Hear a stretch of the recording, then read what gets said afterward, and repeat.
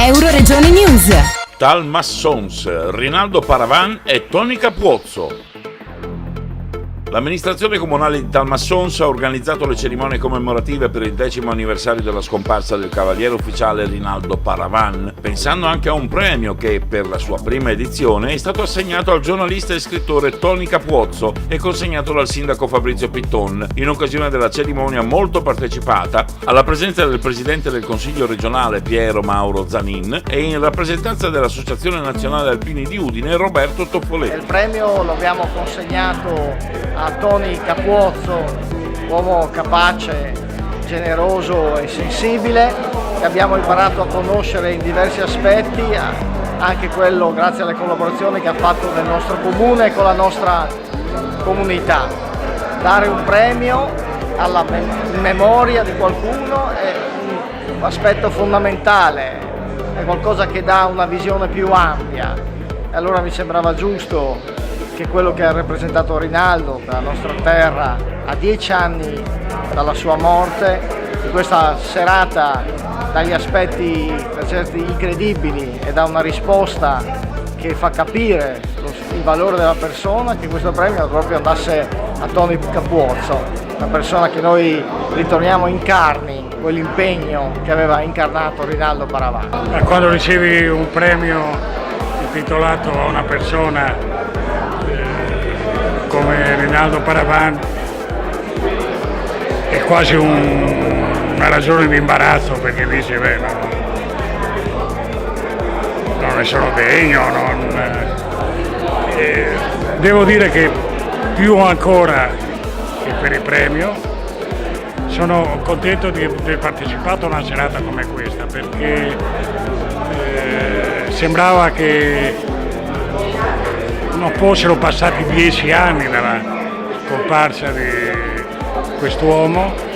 e sembrava che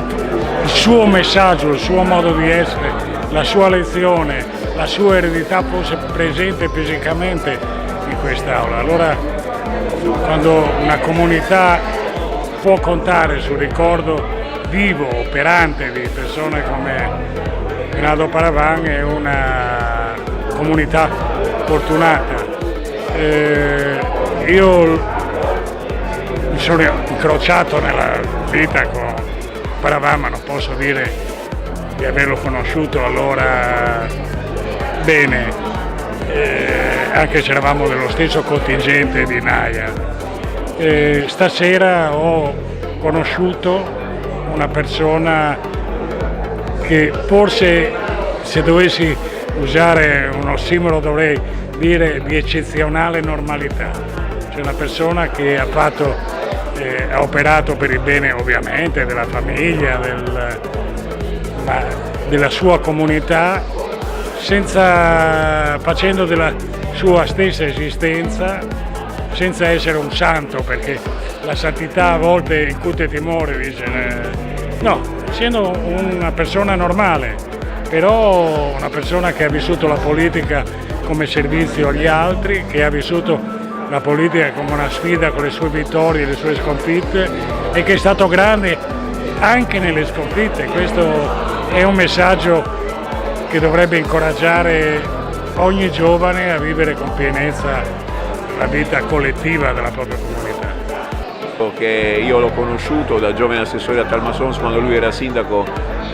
con lui abbiamo percorso un tratto di strada, e oggi da Presidente del Consiglio regionale posso dire che la sua eredità, il suo insegnamento, oggi io porterò al servizio della comunità friulana, della nostra regione, cercando di essere un'istituzione, quella del Presidente e anche quella del Consiglio regionale, aperta nei confronti dei cittadini, che sappia approcciarsi in modo umile nei confronti dei problemi, facendo del Consiglio regionale un palazzo di vetro affinché tutti possano riconoscerlo come il luogo nel quale si risolvono i problemi della nostra comunità. C'è molto da fare, ci è stata lasciata una regione fortemente accentrata, una regione che ha maltrattato gli enti locali, che ha maltrattato in qualche modo la sanità, i bisogni di salute dei nostri cittadini. Il nostro impegno, la nostra dedizione, la nostra scommessa sarà quella di lasciare dopo 5 anni una regione che invece sia amica della nostra comunità, delle nostre famiglie, dei nostri cittadini. Dal Medio Friuli per Euroregione News, Marco Mascioni. Euroregione News.